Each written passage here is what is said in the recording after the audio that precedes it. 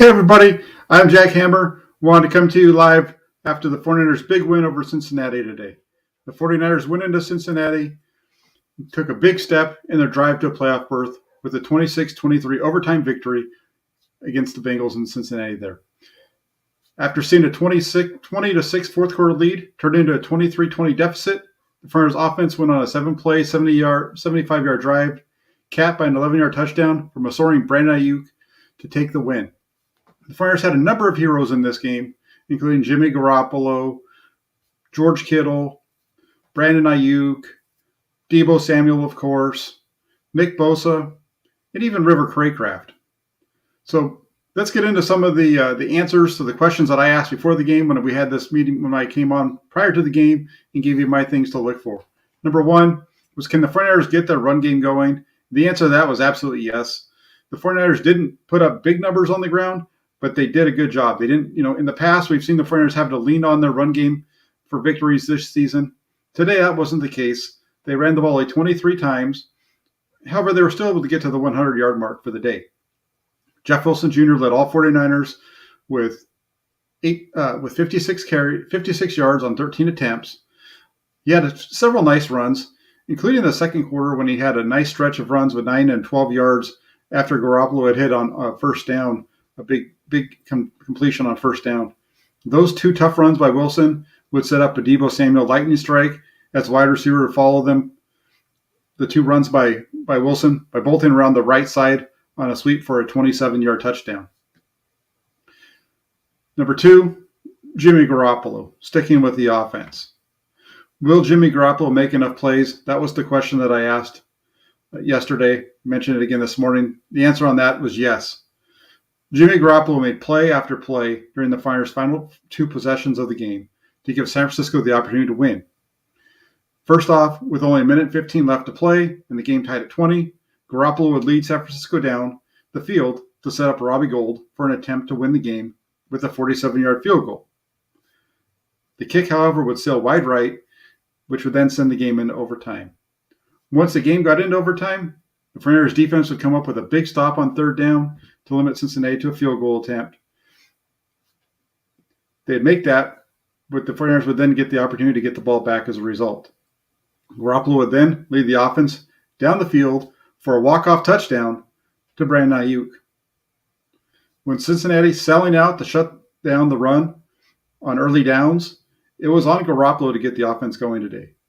And Garoppolo did just that, completing 14 of 15 pass attempts on first down today for 157 yards and 2 touchdowns, including that game winner to Ayuk. His only incomplete throw on first down today was a throwaway on the final possession of regulation when the 49ers were trying to set up that field goal attempt at the end for Gould. In total, Garoppolo today was 27 of 41, 296 yards, and 2 touchdowns with no interceptions. We'll talk about that a little bit more later on in the show.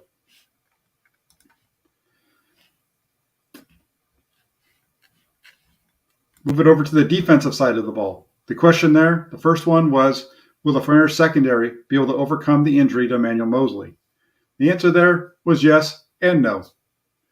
With rookie Ambry Thomas making his first NFL start in place of Moseley, the 49ers defense would do a good job of limiting Burrow to only 97 yards on 10 of 14 passing in the first half. However, that would change in the second half, really more towards the fourth quarter. In the second half and overtime, Burrow would torch the 49ers defense for 251 yards and 2 touchdowns, while completing 15 of 20 attempts to lead Cincinnati to a 3-point lead after trailing by 14 entering the final quarter. However, San Francisco's defense would record 5 sacks on the day. None of those, though, would be bigger than what Nick Bosa did in the overtime when he took down Joe Burrow on 3rd and short. That play forced Cincinnati to kick a field goal, which ensured that the 49ers offense would have a chance to take the field in the extra period and be able to either tie or win the game. So you cannot talk about this game without talking about Nick Bosa's big sack in overtime there. Let's take a break real quick just to see if there's any comments over here that we can bring up. Hey, Nathan, good to see you. Definitely a happy day today for the 49er faithful. Hey, Luke, good to see you again. Always like having you on. And even Texas Niner, one of our, we know that Texas Niner is a huge fan of Jimmy Garoppolo, and there he says it right there. Boom, Jimmy in the clutch. That's kind of a joke there, but good to see you, Texas Niner. Glad to have you on. If you guys have any questions or comments or anything that you want to bring up, feel free to shoot those over into the comment section as I'm going through and talking about the game, and then we can go on that as well. Number 4 today was, can the 49ers defense stop Joe Mixon? And that was a resounding yes. Mixon showed how important he was to the Cincinnati offense early in the fourth quarter when he gashed the 49ers defense with a 17-yard run. That was the best run for Mixon in the game, and it knocked the 49ers defense off balance a little bit, leading to a quick score from Cincinnati to close the game to 20-13 in the fourth quarter. That would carry over, and the 49ers would give up another touchdown right down the field to Cincinnati to tie it up, and then obviously the drive that put them up ahead, 23-20 in the fourth quarter. All of that kind of got launched by Joe Mixon. However, that one explosive run, that was all that really saw from Mixon on the day, as the 49ers will limit him to only 58 yards on 18 carries.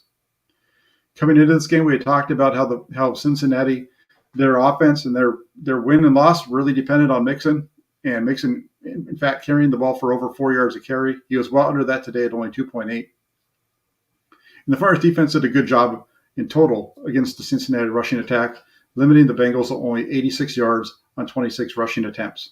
In fact, Cincinnati's best rushes today, they had 2 of them outside of the long run by Mixon.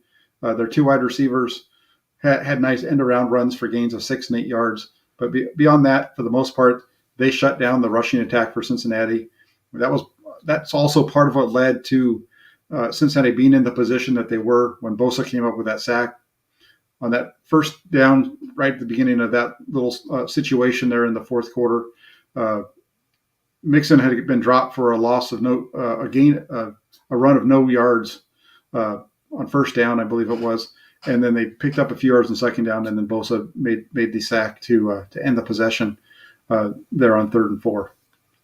So big plays on the defensive side of the ball there. And then last but not least, and this was the biggest one, and it's going to be the biggest one really for the 49ers all season long, is, can the 49ers hold on to the football? And once again, that's a yes. The 49ers, say what you want about them. Say what you want about Jimmy Garoppolo or D'Amico Ryans, the secondary, the mistakes made by the team, so on and so forth with their roster, whatever you want to say about the 49ers. But when the 49ers aren't sloppy with the football, they are a very tough team to beat. It's been the key to their success all season. They just aren't good enough to overcome the big mistakes, but they are good enough to beat you if they can limit those. Turnovers and penalties, though, doomed the 49ers in that loss last week up in Seattle. This time around, it was Cincinnati making those big mistakes. Two muffed punt returns by Cincinnati, giving San Francisco the ball deep in the Bengals' territory. The first resulted in the 49ers field goal. The second appeared to be headed there as well. Looked like it was going to be another field goal attempt until we saw a Bengals player getting called for taunting after a 3rd down pass from Jimmy Garoppolo landed incomplete. Last week, you might remember the 49ers getting burned on some bad personal foul calls to extend Seattle drives. This time around, it was Cincinnati making those mistakes. That taunting penalty gave San Francisco a first down at the Bengals 14, gave them new life, and Garoppolo would find George Kittle on the left side for a 14-yard touchdown on the next play to give the 49ers a 17-6 lead at halftime. Huge swing in the game right there. And then as far as my prediction, I had predicted that the outcome of this game was going to be 49ers 27, Bengals 26. That's 2 weeks in a row now that I pretty much hit the 49ers number on the head. Last week, I said prior to the game, my prediction was the 49ers were going to score 23. They hit that. Today, they're at 26. If they'd kicked the extra point after halftime, they would have been to 27, the number that I had predicted for them ahead of time. Now let's take a look at some of the comments over here on the side, just to go through what the folks are saying, and then I'll throw some things out. Adrian asks, any injuries from this game? Yes, there was 2 injuries came out of this game.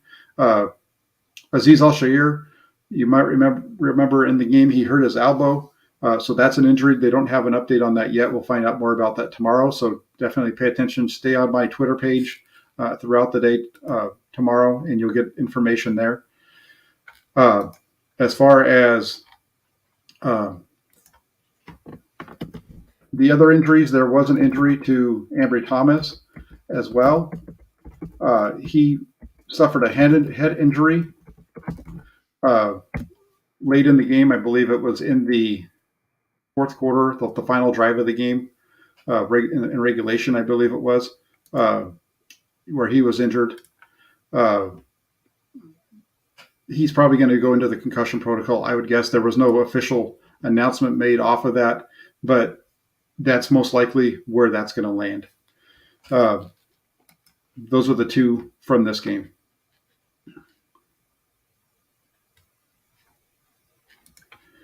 Texas Niner asked me, Jack, what do you think about O-line play? I thought Brunskill and Compton were decent for most of the game. Here's what I think about the 49ers offensive line play. They're okay, but when they get into situations where they have to throw the ball, it really shows up where Brunskill and Compton are deficient. In this game, I think that's partly why the 49ers were trying to get the ball from Garoppolo, having him throw the ball on first down. There's a couple of reasons for that, but those guys played okay. I wouldn't say that I would if I was grading Brunskill and Compton in this game, I'd probably give them a C-. I'd probably give them a C or a C-. I'd give them probably a B for their run blocking grade, and I'd probably give them a D for their pass blocking grade. So I guess you average that and we say C. They're at their best in the running game. They struggle in the pass, but when you pass on first down as much as the 49ers did today, that helps you out a little bit because the defense isn't geared up to go after you like they are on 3rd and 5+. That's why we saw the sacks for Garoppolo today mostly come in on 3rd and long situations, the 5 sacks that the 49ers took. So Brunskill and Compton are all right, but the 49ers are definitely lacking there. But that's a problem with pretty much everybody throughout the NFL is strong offensive line play up and down.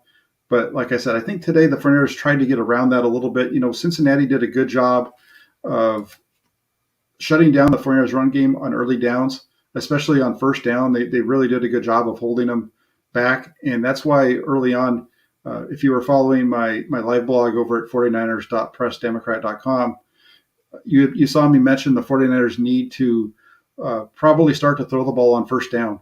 The running game wasn't there on those early downs, so get the ball out of Garoppolo's hands early. That's going to mitigate the pass rush a little bit.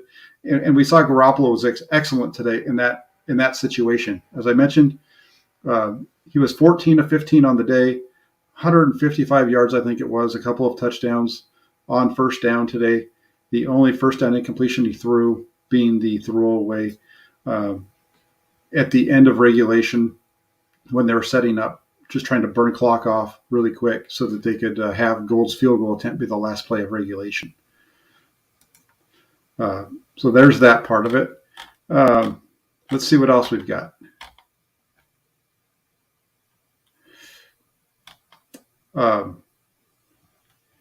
Yeah, I think this one's a good one. Ayuk is the truth for sure. Ayuk is definitely playing well. He's always been a really good player for the 49ers. Not really sure what the heck was going on at the beginning of this year. We saw him last year be a really good receiver for the 49ers in Deebo Samuel's absence. And since the 49ers decided to start throwing him the ball in Chicago, he's done really well. So it's great to see. It was good to see him have the impact that he did, and that touchdown that he made there. That wasn't a play. Even in the post-game press conference, Kyle Shanahan even mentioned he wasn't expecting that to be a touchdown. He was just hoping to get that ball down into the deep red zone inside the 5, maybe to the 3. But Ayuk just made a great play there. Diving across and getting the ball across the goal line there. Just a really big play there. Lucky the Bates did not get that interception on the last drive. Absolutely.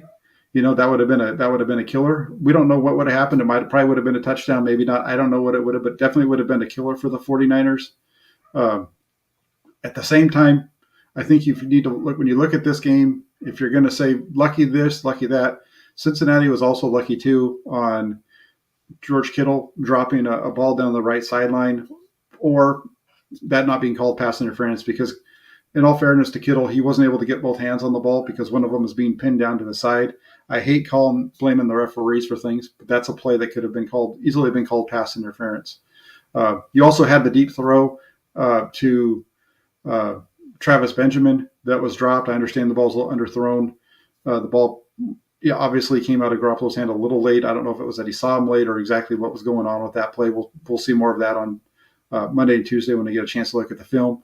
Ball is definitely underthrown, but it still hit him in the chest before he got hit by the Cincinnati defender. So another play that needs to be made. And there's some other things throughout the game. So and also the 49ers got lucky that on those the two fumbles on the punt. So all kinds of things going on there in this game as far as lucky, good, bad, all those kind of things. Right? Harold says that I should play the lottery. He's referring to my points predictions. You're right. I should. If I could predict lotto numbers as good as I picked 49ers scores these last couple of weeks, I could make a lot of money there, I guess. Let's see what else we have.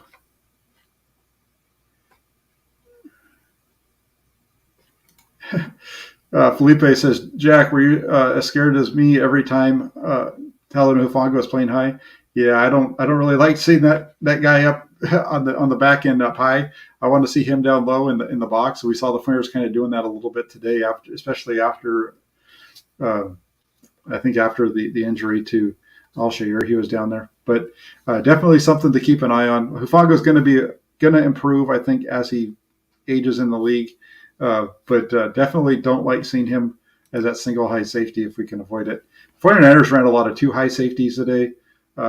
We saw Cincinnati finally be able to hit on a couple of those. And when you look at those plays in the second half, there was a couple of times there where it just felt like the corner, Ambry Thomas, on at least I know on one of those deep throws to the right side.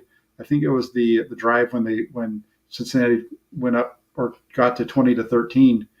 There was a couple times there, or at least one for sure, where it looked like he stayed up. He's kind of playing he's supposed to be kind of playing in the flat area, and he's kind of staying around there even though there's nobody pressing on him.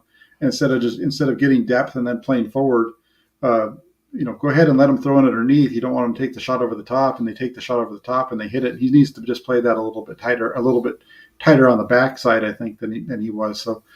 Might have to look at some of the defensive film this week and show you guys some of that stuff as well. Let's see what else we've got. Is Lenore as bad as Thomas? I would think Lenore wouldn't be as green. Well, that's the thing. Lenore and Thomas came into today not playing very good at all. So that's been a problem for them. The 49ers, those 2 rookies have struggled. Thomas earned the starting spot because of his play on special teams. Kyle Shanahan had been talking him up a little bit this week. He talked about that in his press conference on Wednesday. He talked about the importance of players showing that they're ready to play through special teams. And he had even mentioned Thomas's 3 tackles during the loss up in Seattle as an example of him getting ready to play. So Lenore's not going to be as green because he's played more. But you got to remember, Ambry Thomas, I think, was the better prospect of the 2 coming out. That's why he had to get taken into 3rd, whereas Lenore's in the 5th.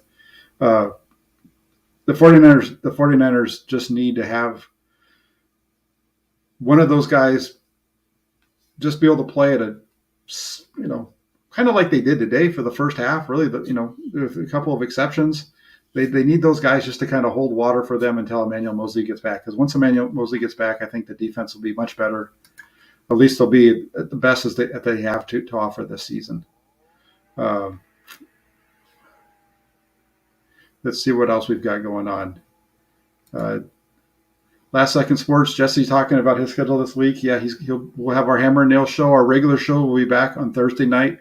We had Amin the Dream sub for Jesse last week, but definitely we'll be back together on Thursday. And then Jesse's got his own show on Tuesday over his channel, so definitely tune in over there as well. They put out tons of great content. They had, I think it was Herman Moore from the Detroit Lions on their Detroit show a couple days ago. So keep your eyes peeled over there for Last Second Sports as well. A lot of good stuff going on. Let's see. I'm going to kind of fast forward a little bit here.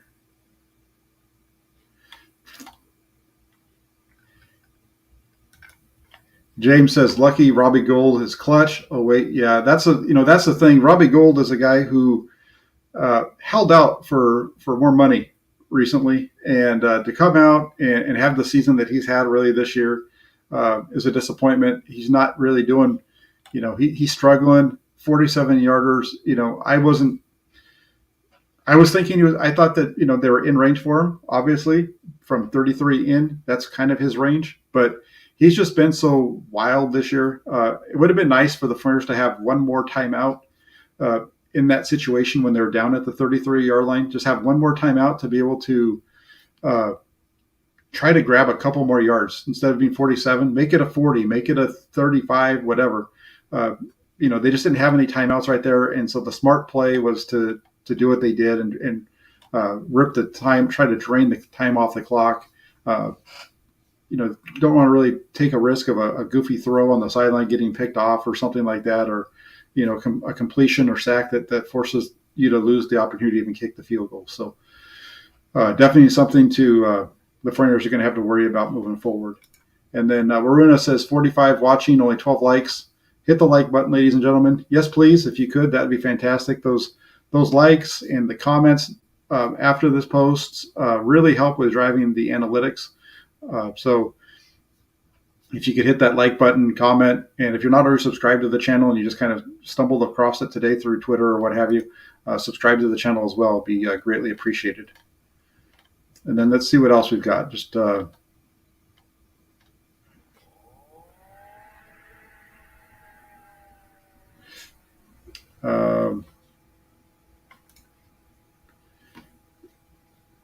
talked a lot about I have talked a lot of crazy about Garoppolo, and still tonight it looked like Burrow had the confidence to take the win as Garoppolo looked worried. Regardless, props to the team and Garoppolo. I don't know if Garoppolo looked worried. Garoppolo's a guy, and I've said this a number of times on here, and I just had this conversation with somebody over the phone before I jumped on when I got done writing up my game article. Garoppolo is a guy, and I've said this a number of times, so let's make sure, let's get this out here now. Garoppolo is a frustrating quarterback because he's going to make plays. He's going to make mistakes. He probably makes more than he makes more than others at times. But with Garoppolo, you're always going to be in the game. Seems like for every mistake that Garoppolo makes, he makes, for every bad play that Garoppolo makes, he usually makes a good one. There was a stat back in 2019 that, it was talking about how every time Garoppolo turned the ball over, they came back and scored touchdowns, something like that. And we've seen that with this team and with Garoppolo so many times. But, whatever you want to say about Garoppolo, the guy wins. The 49ers this year are now 7-5 with Jimmy Garoppolo as the starting quarterback. They are now 14-3 on the road since 2019. The 14-3 number is a big number.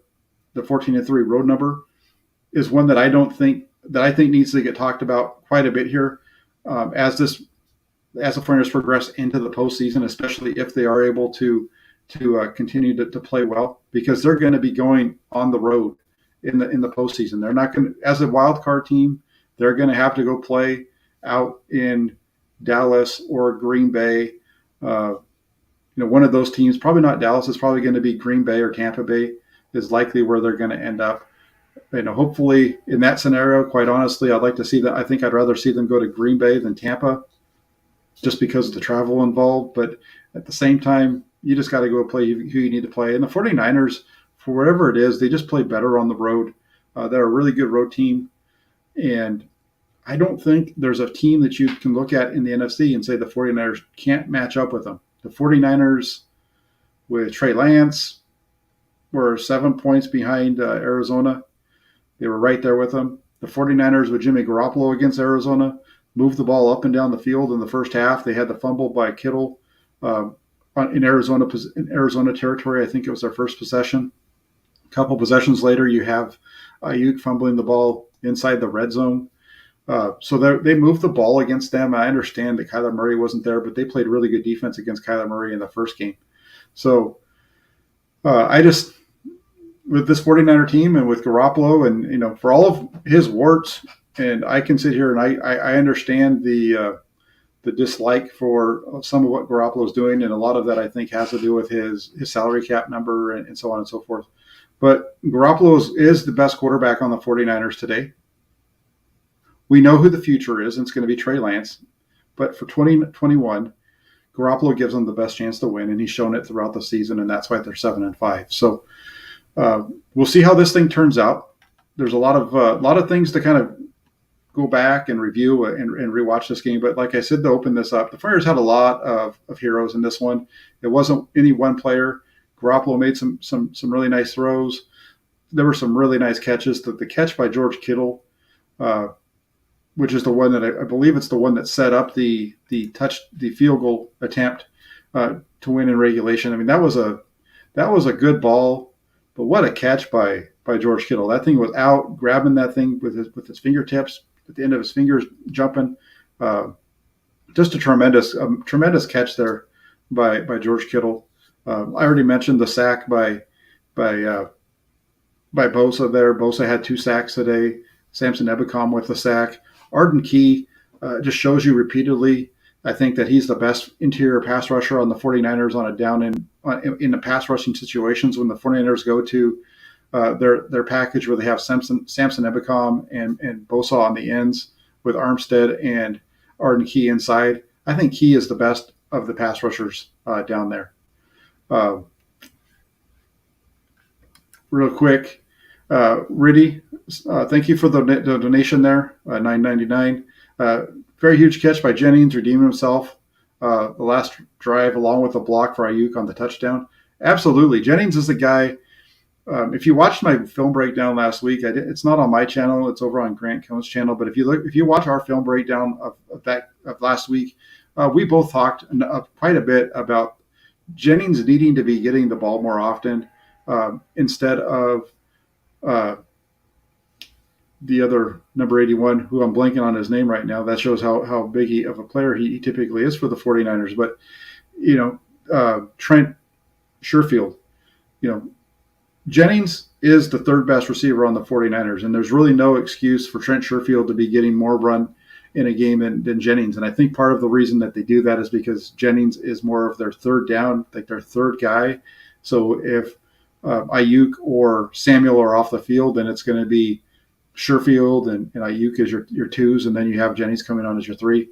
I don't like that thought. I don't like that process, but that's kind of where the Niners are. But Jennings, big play on the catch, big block for Ayuk. We saw him do that last week as well on the long touchdown run before the half against Seattle for George Kittle. It was Ayuk and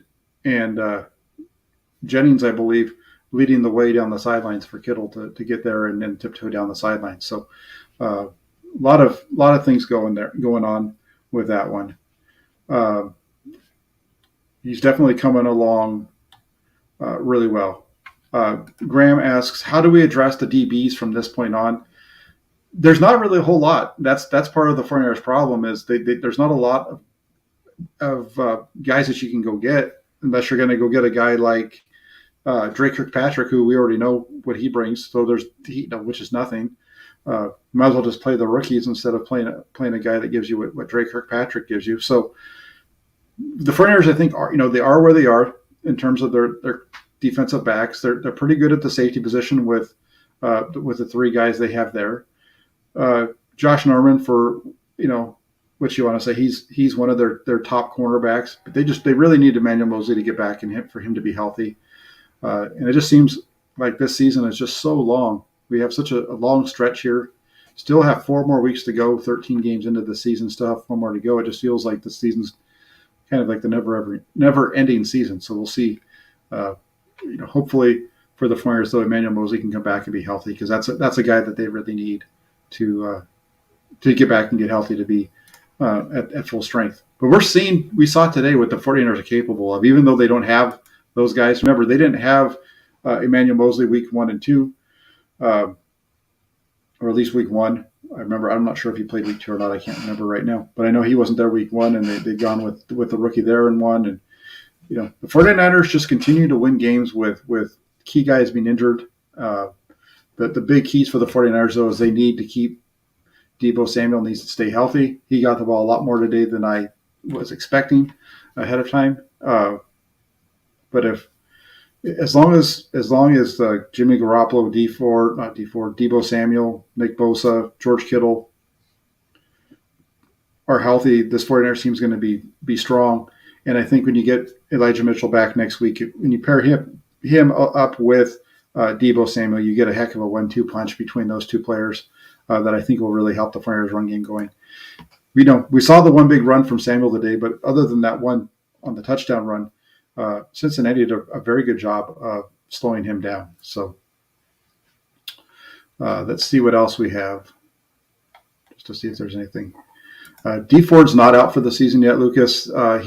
He needs to. He had the 49ers opened his practice window a couple weeks ago. He's now 2 weeks into that.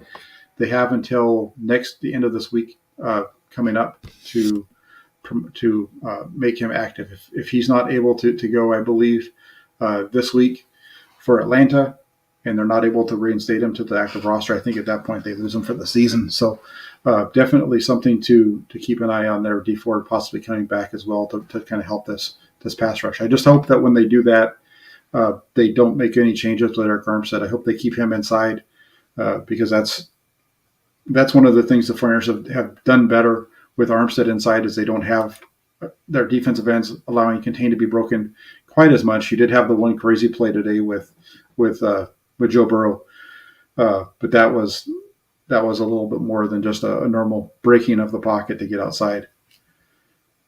Let's see.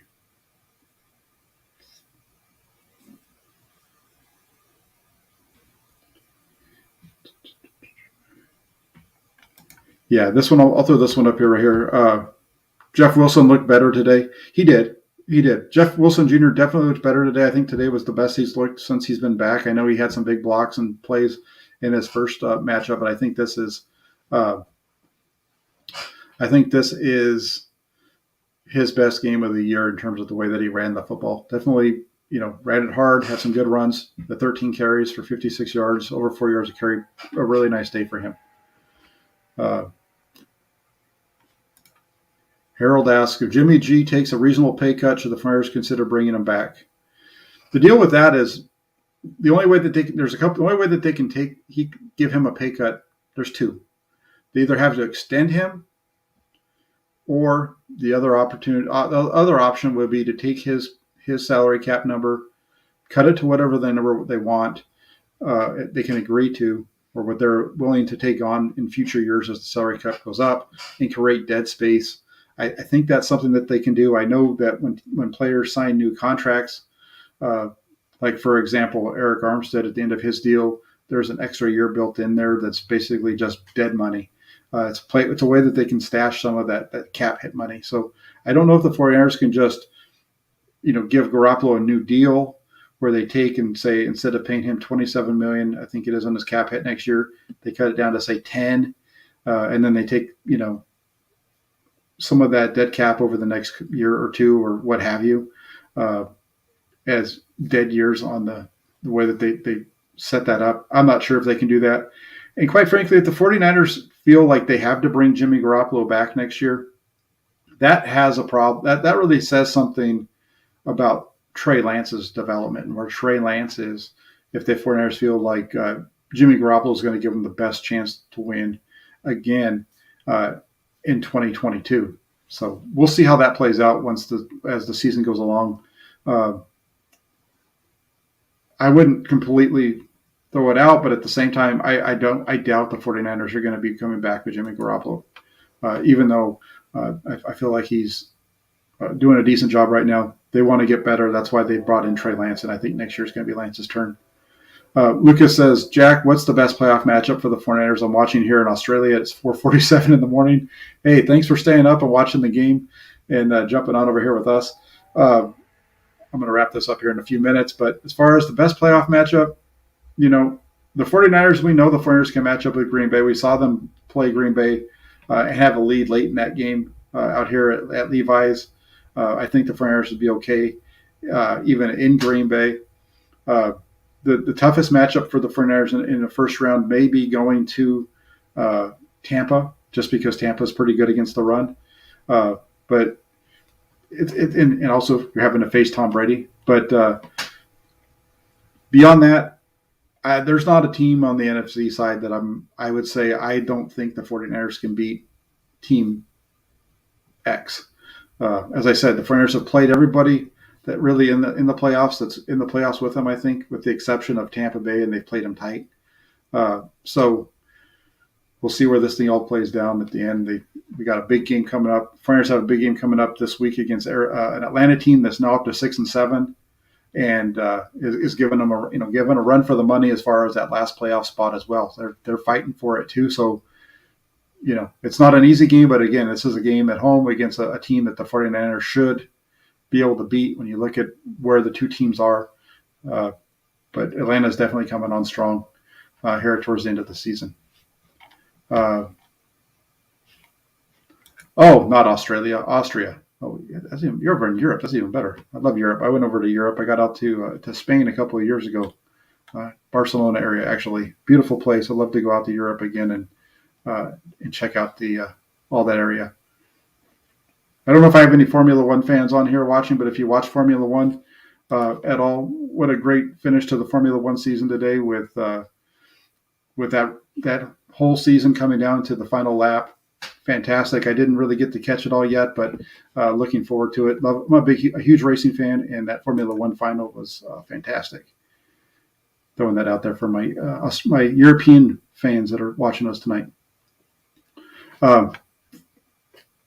Yeah, we mentioned this one already. As far as available corners and free agency, I don't think there are any that really are worth it. And yes, the 49ers are going to be having some trouble with corner in the playoffs, but they've done a good job with taking out some really good teams. You look at Minnesota. Everybody talks about how good the Minnesota Vikings quarterback situation was out there and their receivers and whatnot, and how are the 49ers going to stop them? We saw the 49ers take them down. We saw the same thing against the Rams in the first game. And even this one, Joe Burrow and his wide receiver group, terrific wide receiver crew there, and they shut them down for basically the better part of 3 quarters. They did end up struggling a little bit there at the end, but just a tremendous. I think it was a really good performance from those guys up until that fourth quarter, and then everything had kind of just fell into place on them. Will Marcel Harris play linebacker with Aziz out? That's what happened today. Once Aziz Al-Shaair went out, Marcel Harris went in, and then they also were utilizing Hufanga as the other linebacker at times. So definitely there. Let's see what else we have. We talked about the offensive line already, Graham, but in case you missed it, that offensive line is porous for sure. They struggle, especially when they know that when defenses know the 49ers are in a passing situation. That's why I think you saw so much running or passing on early downs from the 49ers today, and Garoppolo was pretty good at it. I'm going to take this one. This will probably be the last question because I think this is a good one, and this was a huge topic all throughout the week. Jack, do you think Kyle is saving some Trey Lance packages for the playoffs to catch teams off guard? I think that there might be a possibility of that, but at the same time, if you just kind of just listening to everything that Kyle Shanahan has been saying over the second half of the season, my answer to that is more than likely no. I don't think that Kyle is saving Lance there. I just think it's a situation for Kyle Shanahan where he struggles, where he feels like he struggles with managing the flow of the game, going from Garoppolo to Lance because of the way that defenses react. When Lance comes into the game, they're getting looks that they maybe weren't expecting, and it's just not the same thing. So, they throw Lance out there. They could throw Lance out there thinking they're going to get this look, but then because Lance is there, the defense adjusts, and now you have a different defense than you've been facing all game, and it makes it harder for them to predict. And everything that Shanahan and the coaching staff do is kind of predicting and kind of knowing that if we do this, they're going to do that. And I think that goes a long way as to why they're not doing it. Or it could be like what Steve Young said. And there's so much from Steve Young this week, right? Steve Young talked about his wasted years in San Francisco, which came after he'd already had 44 starts in the NFL. But But then he also went on the 49ers Talk podcast with Matt Mayoko, part of NBC Sportsnet Bay Area, and talked about how Trey Lance not playing tells him that he's just not ready to go. And that's not even, and he's not even talking about Trey Lance starting. He mentions, the fact that they had heard, or there's so much talk about packages, yet he's not in there. So definitely a part of the game there as well. So I wouldn't expect to see Trey Lance anytime soon. We'll see. But I think that's going to be about it for tonight. I want to say thank you for everybody that joined. I'll be back on Tuesday with a couple of shows. Definitely have the film breakdown. And then we'll be back on Thursday and Friday with more 49ers talk. So thank you, everybody, for joining. If you could hit the like button, subscribe, comment, all those fun things, that'd be fantastic. Appreciate y'all for taking the time tonight on Sunday to listen. Have a great night and talk to you soon. Bye-bye.